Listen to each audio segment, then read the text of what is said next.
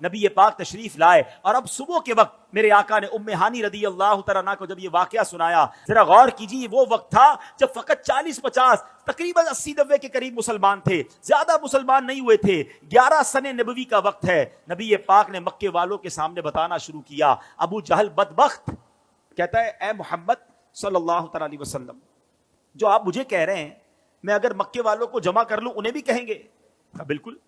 مکے والے جمع کر لیے گئے۔ کہا بتائیے آپ کیا کہہ رہے تھے؟ پیارے آقا علیہ الصلوۃ والسلام نے فرمایا کہ میں رات کے تھوڑے حصے میں بیت المقدس سے ہو کر آیا ہوں، میں آسمانوں کی سیر کر کے آیا ہوں۔ اللہ اکبر، مکے میں شور بچ گیا۔ ابو جہل نے بدبخت نے نبی پاک کی گستاخی کرنا شروع کی۔ کہا دیکھو یہ کیسی بات کرتے ہیں۔ کفر والے تو تھے ہی تھے، کچھ ایمان والے بھی تذبذب ہو گئے۔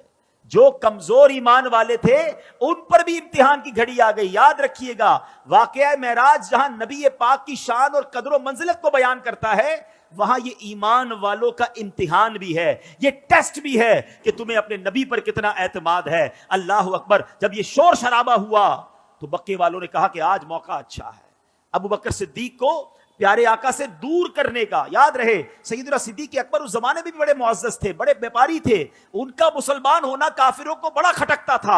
انہوں نے کہا کسی طرح ان کو دور کر دو، اسلام کمزور ہو جائے گا۔ فوراً پہنچے صدیق اکبر کے گھر پر، دروازہ کھٹکھٹایا، دروازہ کھلا۔ کہا ابو بکر تم جانتے ہو تمہارے نبی کیا کہتے ہیں، جن کا تم بڑا نام لیتے ہو، بڑا عجیب دعویٰ کرتے ہیں۔ کہا بتاؤ کیا کہتے ہیں؟ کہا وہ کہتے ہیں کہ رات کے تھوڑے حصے میں میں بیت المقدس سے ہو کر آیا ہوں۔ اچھا یہ اعتراض کیوں تھا؟ پہلے تھوڑا ٹیکنیکلی سمجھ لو۔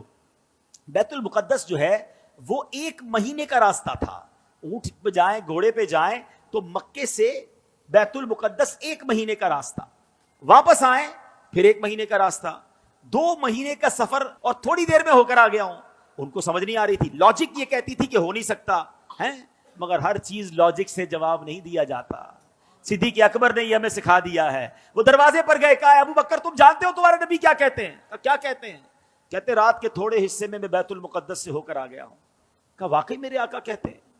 ہو سکتا ہے سوال کرنے والے نے سوچا ہو کہ اب تذبذب آ رہا ہے، ہیزیٹیشن آ رہی۔ کہا ہاں تمہارے نبی یہی کہتے ہیں۔ کہا اگر میرے آقا فرماتے ہیں تو حق فرماتے ہیں، سچ فرماتے ہیں۔ کہا اے ابو بکر تم تو بڑے ہوشیار، بڑے عقل مند، تم کیسے یقین سے کہہ سکتے ہو یہ سچ ہے؟ کیا کمال کا جواب دیا۔ فرماتے میں تو اس سے بڑی خبروں کی تصدیق کرتا ہوں۔ جب نبی پاک مجھے آسمان کی خبر دیتے ہیں کہ جبریل آتے ہیں، قرآن لاتے ہیں، وحی نازل ہوتی ہے، نہ جبریل کو دیکھا نہ قرآن نازل ہوتے دیکھا، میں نبی پاک کی جب ان باتوں کو مانتا ہوں تو میں اس کو بھی مانتا ہوں۔